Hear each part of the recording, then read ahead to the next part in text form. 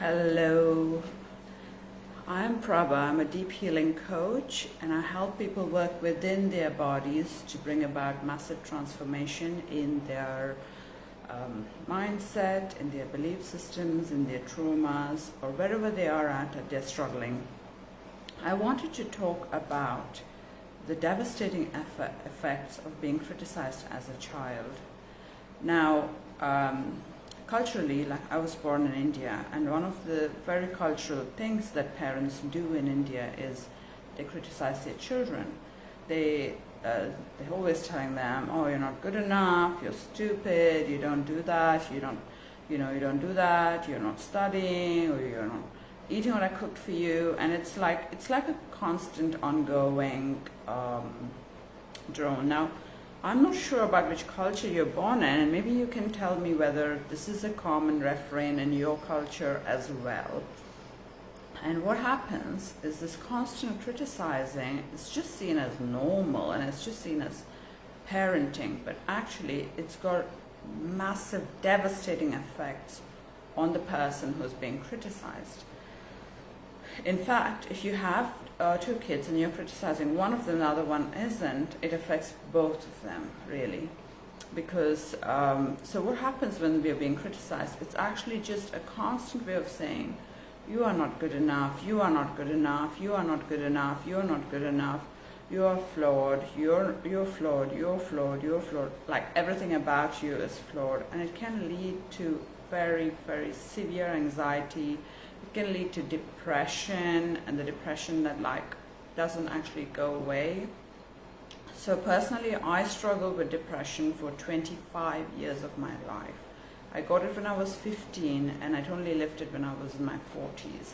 So it affected every aspect of my life. It made me feel horrible. I hated myself, and even though I have done so much work on myself, I've done more than 15 years of work on myself. So I've been awake for 15 years. I'm a healer. I do a lot of healing for other people. I'm sorry, I'm very emotional about it because this is very close to my heart.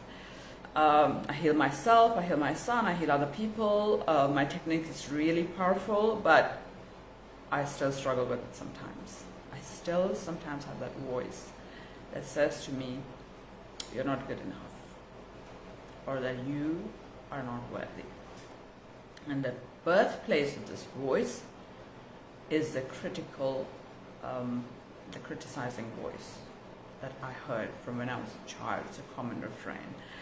It was common from when I was a child at home, but it was also common when I was at school. It was also common when I was at work. So it's like correcting is a way of teaching.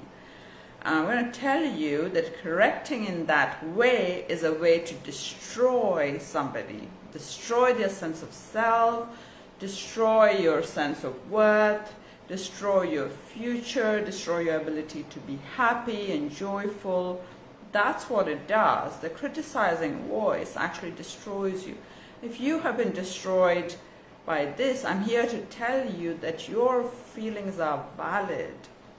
This pain that you're feeling inside your heart and inside your body and inside every aspect of you, which makes you want to disappear into nothingness, that pain is valid, and I see you and I hear you. And it might be hard work, but you can get rid of that story as well. You don't have to live with the story. It's a terrible story, and you deserve better. Okay? You are a divine child of the universe. You are meant to be living in joy, and you are meant to laugh, and you are meant to play. Joy and play are your true nature. You are a creative being having a human experience. Do not let that critical voice that is sitting there in your head, that wasn't put in by you, that wasn't invited by you, tell you who you are. Okay? Sorry, I'm very emotional about it, so I went off on that. So When we have deep-seated beliefs like this, we are holding these beliefs within our bodies. We are not holding these beliefs in our minds. It's not just something that, we can let go of. It affects our whole beingness. We hold it in our cellular memory. We hold it at the deepest layer of our bodies. And letting it go is not easy. Actually, this is the reason I had to develop a technique that was powerful and that was able to work so deep, is because I suffered deeply. And the reason I work so deep, but I like the work to be joyful and playful, is because I don't think we deserve any more pain than we have already been through. No more suffering. So we do the work with joy, we do it with ease, we do it with play, and we do it with stories, because storytelling is a secret card we have in our pocket. We can go into our imagination and we can tell those stories that can transform our reality.